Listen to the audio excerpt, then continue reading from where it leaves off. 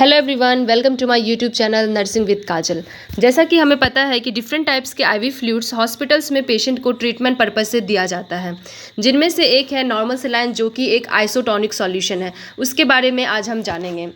इस फ्लूइड को हम इंट्रावेस्कुलर स्पेस के थ्रू आईवी लाइन से देते हैं। कुछ चीज़ों के बारे में पहले जानने हैं, जैसे कि बॉडी फ्लूइड कंपार्टमेंट्स क्या होते हैं, एक टर्म है ऑस्मोसिस, ऑस्मोलैरिटी, ये सब क्या होता है। तो स्टार्ट करते हैं आईवी फ्लूइड से। आईवी फ्लूइड्स का मतलब है इंट्रावेनस फ्लूइड, जो कि हम इंट्रावेस्कुलर स्पेस के थ्रू देते हैं। एंड यूजुअली हम देखते हैं कि हॉस्पिटल में जब भी पेशेंट ट्रीटमेंट के लिए आते हैं तो हमें आईवी फ्लूइड देना पड़ता है, यानी कि ये देना बहुत ही कॉमन है। किसी भी प्रकार की चीज़ें जो इस कंपार्टमेंट्स को अगर डिस्टर्ब करती हैं तो हमें बाहर से फ्लूइड लगाने पड़ते हैं। जैसे कि पेशेंट अगर डिहाइड्रेट हो रहा हो, इलेक्ट्रोलाइट इम्बैलेंस हो गया हो, या फिर एसिड बेस इम्बैलेंस हो गया हो, तब तो हमें फ्लूइड्स लगाने पड़ते हैं। तो ये जो हमारा इस बॉडी फ्लूइड कंपार्टमेंट्स हैं, इसको समझने के लिए हमें यहाँ पे दिख रहा है, एक तो है सबसे पहले इंट्रासेलुलर और फिर है एक्स्ट्रा सेलुलर कंपार्टमेंट्स। दो मेजर कंपार्टमेंट्स में हमने पहले डिवाइड किया। इंट्रासेलुलर कंपार्टमेंट्स का मतलब है इंट्रासेलुलर यानी कि इनसाइड द सेल, और दूसरा है एक्स्ट्रा सेलुलर कंपार्टमेंट्स यानी कि आउटसाइड द सेल। हमारा जो बॉडी है वो 60 to 70% वाटर से बना हुआ है, तो जो उस फ्लूइड का 2/3 पार्ट है वो हमारा इंट्रासेलुलर है, यानी कि वो इनसाइड द सेल है, लार्ज पार्ट। एंड 1/3 जो हमारे बॉडी फ्लूइड का है वो एक्स्ट्रा सेलुलर है, आउटसाइड द सेल है। फर्दर हम इस एक्स्ट्रा सेलुलर कंपार्टमेंट्स को भी कुछ कंपार्टमेंट्स में डिवाइड किए हैं। स्क्रीन पे आपको दिख रहा है, यहाँ पे इंट्रावेस्कुलर है, इंटरस्टिशियल है, और एक होता है ट्रांससेलुलर कंपार्टमेंट्स। तो हम इंट्रावेस्कुलर कंपार्टमेंट्स के बारे में जानते हैं। ये इंट्रावेस्कुलर कंपार्टमेंट्स हैं जिसमें कि इलेक्ट्रोलाइट्स होते हैं, हमारे ब्लड मॉलिक्यूल्स होते हैं, ब्लड सेल्स होते हैं, ये सब इसमें होते हैं। उसके बाद है इंटरस्टिशियल फ्लूइड। इंटरस्टिशियल फ्लूइड कहाँ पे होते हैं? ये सेल्स को सराउंड करते हैं और दो सेल्स के बीच भी होते हैं, तो इनको हम बोलते हैं इंटरस्टिशियल फ्लूइड। ये एक मीडियम का काम करता है। जब भी फ्लूइड्स को inside the cell outside the cell जाना हो, आउटसाइड द सेल से इनसाइड द सेल जाना हो, तो ये एक मीडियम का रोल प्ले करती हैं, जिसमें कि इलेक्ट्रोलाइट्स और मॉलिक्यूल्स वगैरह भी होते हैं। नेक्स्ट वन है आपका ट्रांससेलुलर। ट्रांससेलुलर फ्लूइड जो है वो मोस्टली बहुत ही स्मॉलेस्ट कंपार्टमेंट्स हैं। ये कुछ बॉडी कैविटीज़ में पाए जाते हैं, जैसे कि फ्लूइड्स हो गए आपके, स्पाइनल फ्लूइड्स हो गए, साइनोवियल फ्लूइड्स हो गए, प्लूरल फ्लूइड्स हो गए, और ये फ्लूइड जो कि हार्ट, लंग्स या फिर जॉइंट्स को सराउंड करती है।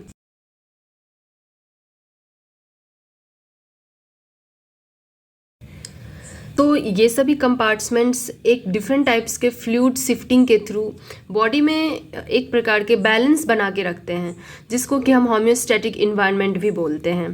तो उनमें से एक प्रोसेस ऑफ शिफ्टिंग है जिसको कि हम ऑस्मोसिस बोलते हैं। तो थोड़ा बहुत हम ऑस्मोसिस के बारे में जान लेते हैं। यहाँ पे दिख रहा होगा कि एक तरफ जो है वो वाटर का कंसंट्रेशन ज़्यादा है, बट जो सॉल्यूट्स के अमाउंट है वो कम है। एक तरफ दिख रहा होगा वाटर का कंसंट्रेशन कम है, बट अमाउंट ऑफ सॉल्यूट जो है वो ज़्यादा है। तो ऑस्मोसिस प्रोसेस में क्या होता है कि जो एक सेमी परमेबल मेम्ब्रेन जो है ये, इसके थ्रू अपने आप ही फ्लूइड की शिफ्टिंग होती है। जो फ्लूइड की शिफ्टिंग होती है वो होती है हाई कंसंट्रेशन ऑफ वाटर के से लेके लो कंसंट्रेशन ऑफ वाटर की तरफ। मतलब जिधर पानी की मात्रा ज़्यादा होगी वह उधर से फ्लूइड अपने आप ही कम मात्रा वाली जगह में चली जाएगी जिसमें सॉल्यूट ज़्यादा होंगे।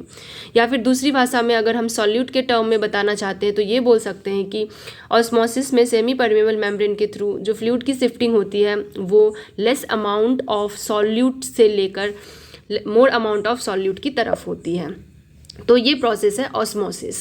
एक्स्ट्रा सेलुलर फ्लूइड की शिफ्टिंग इंट्रासेलुलर में और इंट्रासेलुलर फ्लूइड की शिफ्टिंग एक्स्ट्रा सेलुलर में डिपेंड करता है कि उस जो हम फ्लूइड दे रहे हैं उसमें सॉल्यूट कितना है। जब हम आईवी के थ्रू कोई आईवी फ्लूइड लगाते हैं तो उसकी ऑस्मोलैरिटी कैसी है, उस बेसिस पे फ्लूइड की शिफ्टिंग होती है। तो एक टर्म आता है ऑस्मोलैरिटी। ऑस्मोलैरिटी का मतलब है amount of solute with in a specific fluid volume, यानी कि अगर ऑस्मोलैरिटी ज़्यादा है मतलब सॉल्यूट की कंसंट्रेशन उस फ्लूइड में ज़्यादा है, अगर ऑस्मोलैरिटी कम है तो उस फ्लूइड में सॉल्यूट की जो कंसंट्रेशन है वो कम है। नेक्स्ट हम देखेंगे types of IV fluids. Types of IV fluids में यहाँ दिख रहा है isotonic solution, hypotonic solution and hypertonic solution. Isotonic solution के एग्जांपल्स हैं normal saline, Ringer lactate and 5% dextrose in water. हम डिटेल में देखेंगे आइसोटोनिक सॉल्यूशन विद एग्जाम्पल लेंगे, इसमें से वो है नॉर्मल सेलिन। इसमें क्या होता है कि फ्लूइड का जो सॉल्यूट का कंसंट्रेशन है वो ब्लड प्लाज्मा के बराबर होता है, और जिसकी वजह से इक्वल ट्रांसफ़र होता है वाटर का from extra cellular compartment to intracellular compartment और intracellular compartment to extra cellular compartment. On consequences what happen, cell will stay same. So इसका हम इस्तेमाल सिर्फ यूज़ करते हैं इंक्रीज़ करने के लिए एक्स्ट्रा सेलुलर फ्लूइड वॉल्यूम को, जो कि हम किस कंडीशन में यूज़ कर सकते हैं, जैसे कि डायरिया हो गया, वॉमिटिंग हो गया, हाइपोवॉल्यूमिक शॉक हो गया, या फिर बर्न हो गया, या फिर सर्जरी से पहले। सर्जरी से पहले क्यों? क्योंकि सर्जरी के दौरान एक्स्ट्रा सेलुलर फ्लूइड लॉस होने के चांसेस होते हैं। और जब हम ये फ्लूइड दे रहे हैं किसी भी पेशेंट्स को, तो हमें कुछ चीज़ों का ध्यान रखना होता है, वो चीज़ें हमें मॉनिटर करनी होती है पेशेंट्स में। जैसा कि हमने देखा कि इसका यूज़ हम एक्स्ट्रा सेलुलर फ्लूइड इंक्रीज़ करने के लिए दे रहे हैं, तो एनएस का यूज़ हम एक्स्ट्रा सेलुलर फ्लूइड इंक्रीज़ करने के लिए दे रहे हैं, तो इससे फ्लूइड ओवरलोड होने के भी चांसेस बढ़ जाते हैं। और अगर बॉडी में फ्लूइड ओवरलोड हो गया तो हमारे हार्ट, किडनी और लंग्स पे इफेक्ट देखने को मिलता है। तो हमें अगर ऐसा है तो हमें एडिमा मॉनिटर करना है पेशेंट्स में। अगर एडिमा की कंडीशन हमें देखने को मिलती है तो हमें तुरंत ही इन्फॉर्म करना होता है।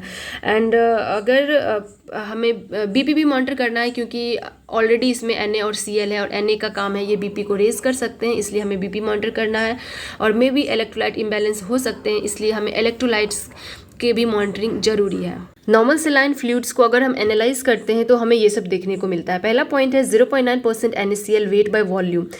इसका मतलब है, अगर हम एलिब्रेट करते हैं तो इसका मतलब है 0.9 ग्राम ऑफ NaCl है in 100 ml of solution. In another way we can say that 9 gram in 1000 ml, या फिर 4.5 ग्राम इन 500 ml, या फिर 900 मिलीग्राम इन 100 ml, या फिर 9 मिलीग्राम इन 1 ml। इतने सारे टर्म्स में हम इसको बोल सकते हैं। नेक्स्ट है ऑस्मोलैरिटी। इसकी ऑस्मोलैरिटी जो है वो होता है 308 मिली ऑस्मोल पर लीटर। ऑस्मोलैरिटी का मतलब हमने पहले ही बताया था कि नंबर ऑफ सॉल्यूट्स कितने हैं, वो दिख रहा है हमें 1 लीटर में 308 मिली ऑस्मोल है NaCl के, जिसमें अगर हम Na को अलग करते हैं और Cl को अलग करते हैं तो दोनों इक्वल हैं। Na का जो ऑस्मोलैरिटी है वो है 154 मिली ऑस्मोल पर लीटर, और क्लोराइड की है वो है 154 ml,